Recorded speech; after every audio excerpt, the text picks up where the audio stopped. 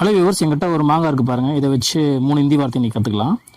உதாரணமாக இங்கே பாருங்கள், கெட்டு போச்சு பாருங்கள். இந்த மாங்காய் வந்து கெட்டு போச்சு.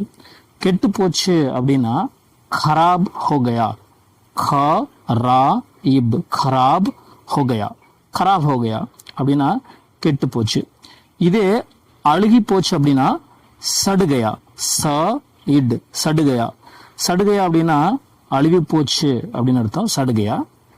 அடுத்தது இங்க பாருங்க, புழு பிடிச்சிருக்கு. ஆக்சுவலி இது வந்து புழு பிடிச்சிருக்கு, உள்ள புழு இருக்கு. புழுன்னா கீடா அப்படின்னு அர்த்தம். கீடா படுகையா. கீடா படுகையா. கீடா படுகையா அப்படின்னா புழு பிடிச்சிருச்சு அப்படின்னு அர்த்தம். கீடா படுகையா. கீடா படுகையா. அப்போ खराब हो गया கெட்டு போச்சு, சடுகையா அழுவி போச்சு, கீடா படுகையா புழு பிடிச்சிருச்சு.